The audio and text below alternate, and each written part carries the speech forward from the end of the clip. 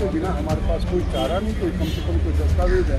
ये भी सरदार हुकम सिंह जी जब लोकसभा के स्पीकर बने तो पत्रकारों ने पूछा उनसे कि आपने जिस कॉन्स्टिट्यूशन को रिजेक्ट किया था तो उसी कॉन्स्टिट्यूशन को क्या आप प्रोटेक्ट करेंगे एज लोकसभा स्पीकर। सरदार मनमोहन सिंह एक ऐसी पर्सनैलिटी है जो जब देश बिल्कुल आर्थिक तंगी में जा रहा था उस समय वो वित्त मंत्री होकर उन्होंने इस देश को फिर खड़ा किया। उसके बाद जब प्रधानमंत्री बने कभी कोई सोच सकता था कि 145 सांसदों के साथ कोई देश का प्रधानमंत्री बन जाए, वो भी सिख बन जाए, जबकि सिख और मुस्लिम बिल्कुल बाहर खड़े हों, कांग्रेस के विरोध में खड़े हों। वो ये तो आइकॉन था। तो इसलिए आपने सिखों के आइकॉन को जब आप निगम बोध घाट कर रहे थे, आप जब 2 गज की ज़मीन नहीं दे रहे थे, आपको ये एहसास होना चाहिए कि आप पूरे सिख समुदाय को एक लेवल पर जाके खड़ा करना चाहते हैं। तो आप क्या एक्सपेक्ट करते हैं? तो ये मुझे दर्द बौद्ध, जैन और सिख ये तीनों अपने आप को हिंदू नहीं मानते। डॉक्टर अम्बेडकर लिखता है कि मैं पैदा तो हिंदू हुआ, मरूंगा हिंदू नहीं। तो जब वो 25 धारा जब वो कॉन्स्टिट्यूशन को ड्राफ्ट कर रहे थे तो जब 25 धारा कर रहे थे उसमें लिखा कि हिंदू इंक्लूड बौद्ध, जैन और सिख।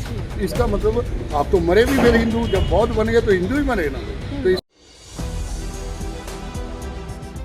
नमस्कार, आप देख रहे हैं 4PM में आपके साथ नफीसा खान। यूं तो मोदी सरकार यानी कि भारतीय जनता पार्टी की एनडीए वाली सरकार अपने तीसरे कार्यकाल में है, लेकिन अभी भी मोदी सरकार बीजेपी कई सवालों के कटघरे में पाई जाती है। सांप्रदायिकता का आरोप लगातार लगता रहता है और बीते 11 सालों में देश के लिए बीजेपी सरकार ने क्या कुछ किया, इसको लेकर भी सवाल उठते रहते हैं। हालांकि एक तरफ उपलब्धियां गिनवाई जाती हैं, लेकिन दूसरी तरफ सामाजिक लोग हों या फिर विपक्षी पार्टियां हों, वो कई गंभीर आरोप लगाते हुए कहकर चर्चा करते हैं। और मेरे साथ इस वक्त खास मेहमान है दया सिंह जी। दया सिंह जी सिविल सोसाइटी के मेंबर भी हैं, सामाजिक और राजनीतिक मुद्दों पर लगातार अपनी राय रखते हैं, बात रखते हैं, सामाजिक हितों के लिए, सामाजिक लोगों के लिए बढ़ चढ़कर अपनी हिस्सेदारी साबित करते हैं। और इस वक्त मेरे हाथ में एक किताब है, आईना। ये किताब दया सिंह जी ने लिखी है। इस किताब का मकसद क्या है इसको भी समझते हैं। और आईना अगर ये नाम दिया गया तो जाहिर तौर पर सरकार को आईना दिखाने का काम किया दया सिंह जी कर रहे होंगे। बहुत बहुत स्वागत है सर आपका। हम पहली बार जुड़ रहे हैं 4PM नेटवर्क पर, आपका स्वागत है सर। दया सिंह जी, सबसे पहले मैं आपके बारे में थोड़ा सा जानना चाहूँगी। मेरे दर्शक समझना चाहते हैं कि आपका इतिहास क्या रहा और आप किस तरीके से देश को आईना दिखाने का काम करें। एक्चुअली मेरा मौका ये रहा कि मुझे सरदार हुकम सिंह जो लोकसभा स्पीकर रहे और बाद में राज्यपाल रहे राजस्थान के, उसके बाद सिंह शताब्दी कमेटी के प्रधान थे और मैं सेक्रेटरी था। मुझे उनके साथ 10 साल काम करने का मौका मिला और उस 10 साल में जो मैंने सीखा और समझा, मुझे लगा कि राजनीति की जो चिंतन उन लोगों में था शायद आज नहीं है। दूसरी बात ये भी है कि सरदार हुकम सिंह जी थे जो 26 नवंबर 1949 को जब कॉन्स्टिट्यूशन अडॉप्ट होना था तो उस दिन दोनों वॉकआउट कर गए थे। सरदार हुकम सिंह और भूपिंदर सिंह मान दोनों ही वॉकआउट कर गए थे, ये कहते हुए कि ये कॉन्स्टिट्यूशन जो है अल्पसंख्यक को प्रोटेक्ट नहीं कर सकेगा। ये कॉन्स्टिट्यूशन, और मैंने पिछले 75 साल के इतिहास को अगर मैं देखता हूँ तो पहले सिख टारगेट हुआ, उसके बाद मुस्लिम टारगेट हुआ। आज की स्थिति में सिख और मुस्लिम हैं, मैं समझता हूँ कि वो वोट दें या ना दें उससे कोई फर्क नहीं पड़ता। तो मेरा ये मानना रहा और इसी पर ये किताब जो आपके हाथ में है आईना, उसी का आईना है। मैंने उसका आईना दिखाया है सरकार को। इस हालात को जब प्रदेश को ले जा रहे हैं, ये दोनों वो कम्युनिटी हैं जिन्होंने देश की आज़ादी में सबसे ज़्यादा काम किया, मिलकर काम किया, आगे बढ़े। तो इन कम्युनिटी को अगर आप अलग अलग कर देंगे तो फिर क्या होगा। और आपने नाम भी दिया सर, भारत के संविधान का 75वां वर्ष, लेकिन सिख और मुस्लिम समुदाय के जो हित है क्या उनको कुचलने की कोशिश की जा रही है, उनको दबाने की? मेरा ये कहना है कि मेरा सवाल इस सरकार से नहीं है। मेरा सवाल है कि पिछले 75 साल में पहले सिख टारगेट हुआ, चाहे सरकारें कोई भी, और उसके बाद मुस्लिम टारगेट हो गए। और आज 2014 के बाद सिख और मुस्लिम बिल्कुल एलिमिनेशन पर चले गए। उनके वोट की कोई कीमत नहीं, वो वोट डाल दे तब कोई फर्क नहीं पड़ेगा ना वो। तो उसी बात को मैंने चर्चा का विषय बनाया कि क्या 75 साल में हमने क्या खोया, क्या पाया इस कॉन्स्टिट्यूशन से। और ये कॉन्स्टिट्यूशन के बिना हमारे पास कोई चारा नहीं, कोई कम से कम कोई दस्तावेज है। ये भी सरदार हुकम सिंह जी जब लोकसभा के स्पीकर बने तो पत्रकारों ने पूछा उनसे कि आपने जिस कॉन्स्टिट्यूशन को रिजेक्ट किया था तो उसी कॉन्स्टिट्यूशन को क्या आप प्रोटेक्ट करेंगे एज लोकसभा स्पीकर।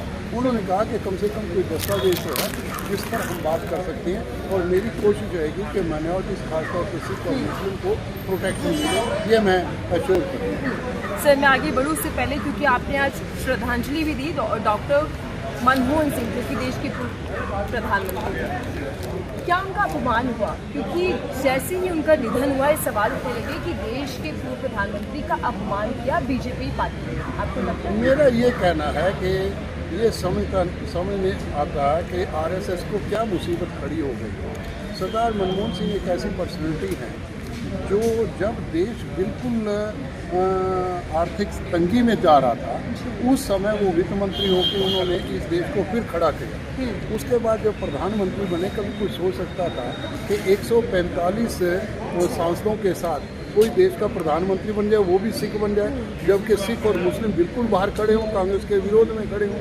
वो उसका भार उठाना, उसको लेना कितनी बड़ी उनके सामने चैलेंज होगा, उन्होंने लिया। उसके बाद उन्होंने सेक्टर कमेटी बनाई, मुसलमान साथ में आ गए। उन्होंने 1984 का on the floor of the house उन्होंने माफ़ी मांगी तो सिख उनके साथ आ गए। आप देखेंगे कि 145 अगर 2004 में था तो 2009 में सीधा इलेक्शन मनमोहन सिंह के नाम पे लड़ा गया। 2009 में 206 का आंकड़ा पार कर गए। तो इसका मतलब है कि उनका झुकाव। तीसरी बात जो सरकार मनमोहन सिंह के समय थी, उन्होंने समाजों को जोड़ दिया। जो समाज टूटे हुए थे, चाहे वो सिख थे चाहे मुसलमान थे, वो टूटे हुए थे, वो साथ में आए। ये एक ताकत जो गांधी ने ताकत पैदा की थी वही मनमोहन सिंह ने पैदा की।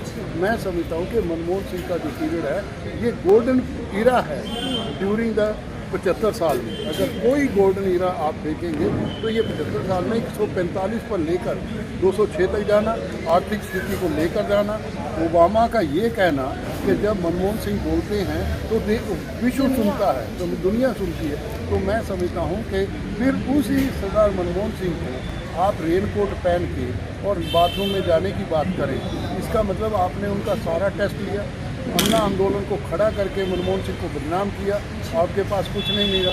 तो ऐसा आदमी जो इस पोजीशन का आदमी हो और सिख हो, सबसे बड़ी बात हो सिखों के लिए तो आइकॉन था। तो इसलिए आपने सिखों के आइकॉन को, जब आप निगम बोध घाट कर रहे थे, आप जब 2 गज की ज़मीन नहीं दे रहे थे, आपको ये एहसास होना चाहिए कि आप पूरे सिख समुदाय को एक लेवल पर जाकर खड़ा करना चाहते हैं। तो आप क्या एक्सपेक्ट करते हैं? तो ये मुझे दर्द आइडियल भी कहा आपने और गोल्डन ईरा भी कहा, और माना भी जाता है कि डॉक्टर मनमोहन सिंह के राज में देश ने बहुत तेज़ी के साथ उन्नति की। देश का नाम खूब विदेशों में गूंजा और सम्मान मिला। लेकिन सर आपने सिख समुदाय की भी बात की, क्या मनमोहन जी का अपमान पूरे सिख समाज का अपमान है? देखो, एक बात तो हमें मान लेनी चाहिए, जब वो सिखों का आइकॉन है। दूसरी बात, उसने सिखों और मुसलमानों को मेन धारा में ला दिया। तो इसलिए सिख यह समझता है कि वो हमारा आइकॉन है। अगर उसकी बेइज्जती होगी तो पूरे कौम की बेइज्जती होगी, इसमें कोई दो राय नहीं कही जा सकती। तो ये तो सरकार को सोचना चाहिए था कि मनमोहन सिंह अकेला कांग्रेस का कैंडिडेट नहीं था, वो सिखों का रिप्रेजेंटेटिव ही था। तो मैं ये समझता हूँ, और जैसे सरदार हुक्म सिंह जी के बारे में कहा जाता है कि जब लोकसभा के स्पीकर बने वो कांग्रेस की तरफ से बने, पर कांग्रेस की तरफ से बनते हुए भी वो सरदार मनमोहन सिंह ने सिखों का वो हाईएस्ट पोजीशन पर लेकर आए, उनकी इज्जत और सम्मान लेकर आए। तो मैं समझता हूँ कि सरदार हुक्म सिंह हो या डॉक्टर मनमोहन सिंह हो, एक स्टेचर था सिखों में, और उनके साथ अगर ऐसी कोई जाती है तो पूरे कौम को ली जाती है। दया सिंह जी, आपने तो खुद सरकार के अंडर काम भी किया, जैसे आप बता रहे हैं कि आपने कई सरकारें आती जाती देखी होंगी, लेकिन इन 75 सालों में सबसे ज़्यादा अगर संविधान को नुकसान पहुंचाने वाली कोई सरकार है तो वो कौन सी सरकार है? ये मैं समझता हूँ कि ये आरएसएस को इसका जवाब देना चाहिए। मैं मोदी सरकार को, क्योंकि मोदी सरकार इज रिप्रेजेंटिंग आरएसएस।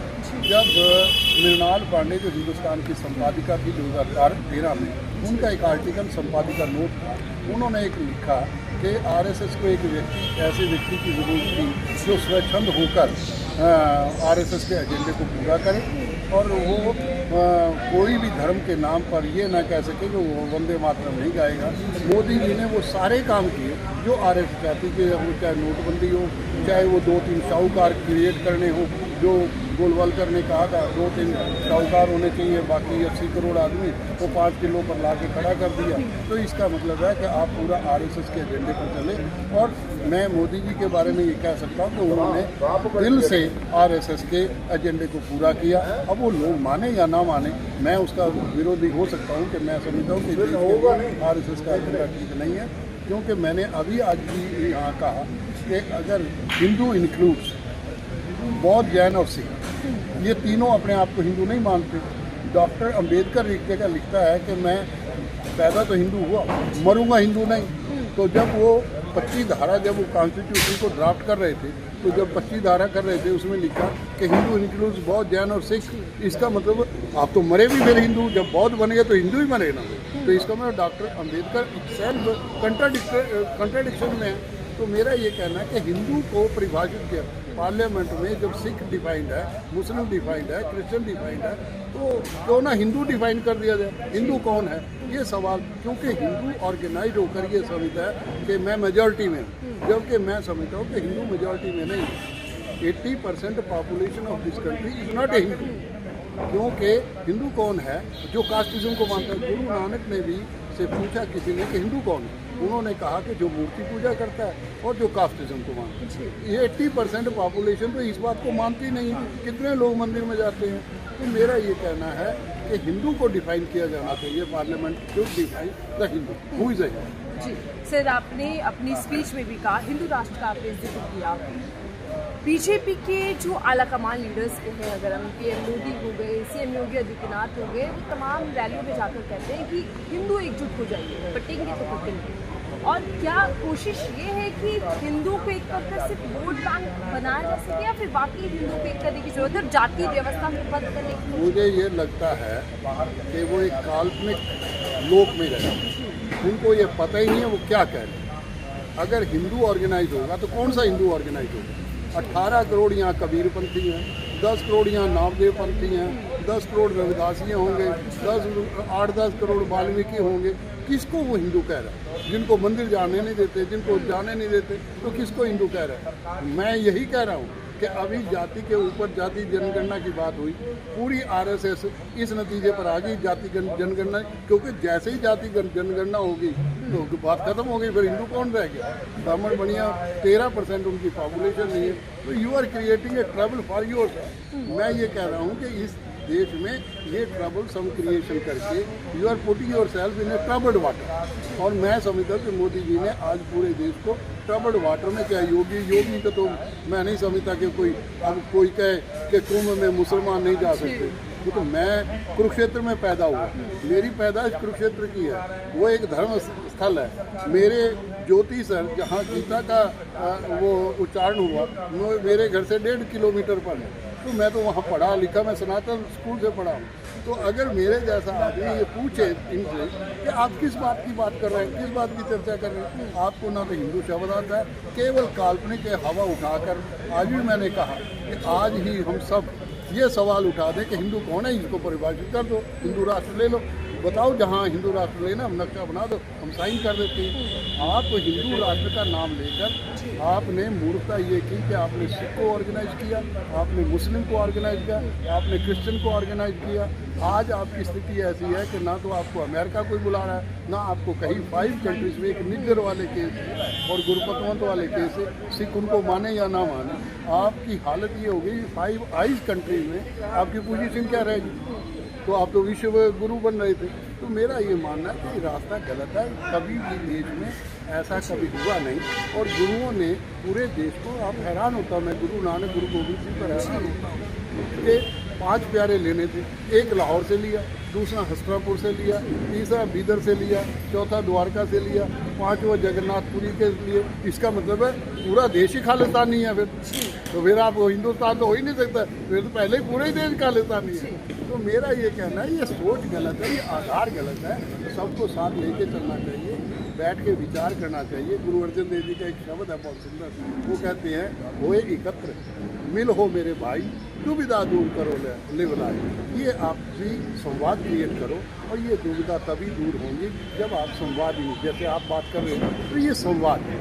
डायलॉग का प्रोसेस। मैंने ये 75वें साल में मैंने ये सोचा, एक साल के लिए हम संविधान पर ही चर्चा करेंगे और इसी पर संवाद करेंगे, हम कोई और काम नहीं करेंगे। जो पहला एक मैंने जालंधर में 26 नवंबर 2024 को किया, आज सेकंड यहाँ किया, तीसरा अब जयपुर में करना है। इस तरह पूरे स्टेट में, पूरे देश में हम संविधान पर ही चर्चा करेंगे। भाई हमें तो ये बताओ कि संविधान में हिंदू को ही डिफाइन कर दो, बाकी चीज़ें छोड़ दो। मतलब आप चैलेंज कर रहे हैं बीजेपी सरकार को कि हिंदू की डेफिनेशन क्या है ये बताइए, ठीक है। लेकिन सर, जैसा भी आपने जिक्र किया कि सिखों को, मुस्लिमों को टारगेट किया जा रहा है, उनकी जो वोट की वैल्यू है उसको कमज़ोर करने की कोशिश की जा रही है, लेकिन दूसरी तरफ पीएम मोदी जो नारा देते हैं, सबका साथ, सबका विकास, सबका विश्वास, क्या ये नारा खोखला होता पाया जा रहा है? देखो, ये हाइपोथेटिकल कहना कि सब विकास हो रहा है, तो हाइपोथेटिकल तो मैं काल्पनिक देश में स्वर्ग लोक में अभी पहुंच जाऊं तो मैं स्वर्ग लोक की बात करूंगा, तो स्वर्ग लोक है नहीं। तो ऐसे ही स्वर्ग लोक का नाम लेकर ऐसे स्वर्ग लोक ना बनाओ तो ज़्यादा अच्छा है। शांति से आपस में मिल बैठकर सबको साथ लेकर, हिंदू भी उतने ही है, सिख भी उतने ही है, मुसलमान, हम सबको साथ लेकर चलना चाहिए।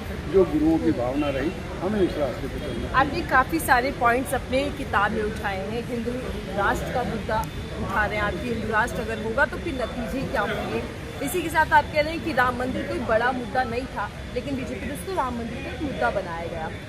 सर, बीजेपी उपलब्धियां दिलाती है अपने कार्यकाल की, तीसरा कार्यकाल चल रहा है, लेकिन बेरोजगारी, महंगाई, भ्रष्टाचार से बड़े मुद्दे उनको लेकर कभी कुछ बयानबाजी नहीं। देखो, RSS का एक ही फंडा, सिंपल सा फंडा है, भाई हिंदू ऑर्गेनाइज करो और हिंदू का वोट लो।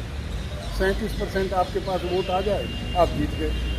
एक्चुअल तो 16% ओवरऑल दे भाई, 60% ने वोटिंग की, 37% आपके पास, आप जीत गए। एक्चुअल जो वोटिंग, ओवरऑल वोटिंग है वो तो 16% ही आपको मिली।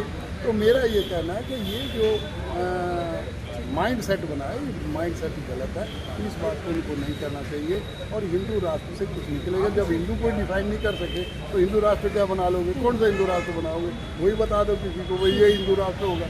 हिंदू राष्ट्र होगा कास्टिज्म पर, हिंदू राष्ट्र होगा दलित को आप मंदिर में जाने देंगे, हिंदू कास्ट होगा तो ये कौन सा राष्ट्र होगा? ये बता दें किसी को, किसी को एक्सप्लेन कर दो। जी सर, बूंदें पड़ रही हैं, बारिश हो रही है। मैं आखिरी सवाल ले रही हूँ क्योंकि इस वक्त काफ़ी चर्चाओं में मुद्दा बन चुका है। पीएम मोदी ने, आपको याद होगा, कुछ समय पहले कहा था कि मैं नॉन बायोलॉजिकल हूँ, और अभी एक इंटरव्यू में कह रहे हैं कि मैं मनुष्य हूँ, गलतियाँ मुझसे भी होती हैं। तो भगवान और ये मनुष्य वाली जो राजनीति पीएम मोदी कर रहे हैं, इसमें क्या उलझाना चाहते हैं? देश को क्या एक संदेश देते हैं? जब कोई आदमी कंफ्यूज हो और जो कंफ्यूजन में रहता हूँ, वो यही करेगा। कभी कहेगा मैं नॉन बायोलॉजिकल हूँ, कभी कहेगा मैं आदमी हूँ, आदमी से गलतियाँ होती हैं। तो क्या हो, यही बता दो सबको। It is a totally confusing statement, इसमें कोई लेना देना है नहीं, और इसमें ऐसी बातें करके उसका कोई लाभ नहीं है। देश हम सबका है, हम सब का साथ रहना, सबको मिलजुल कर रहना। गलतियाँ होंगी, हमारे से भी होंगी, तुम्हारे से भी होंगी, हम सबको मिलकर रहना चाहिए और आगे। धन्यवाद सर हमसे बातचीत करने के लिए। हालांकि बूंदें पड़े हैं, लेकिन इसके बावजूद भी उन्होंने हमसे बातचीत की और बताया कि कैसे सामाजिक तौर पर, आर्थिक तौर पर या फिर भावनात्मक तौर पर समाज को बांटा जा रहा है, या फिर समाज के अंदर एक फ़र्क पैदा किया जा रहा है। और इसी को लेकर उन्होंने किताब लिखी आईना, उसके लेखक भी हैं दया सिंह जी, और इसी आईने के जरिए सरकार को आईना दिखाने का काम कर रहे हैं। बहरहाल, आपको ये चर्चा, ये बातचीत कैसी लगी, कमेंट बॉक्स में लिखकर बताइएगा कि राय क्या है मौजूदा सरकार को लेकर, कमेंट बॉक्स में लिखिएगा। देखते रहिए 4PM, मैं थी आपके साथ।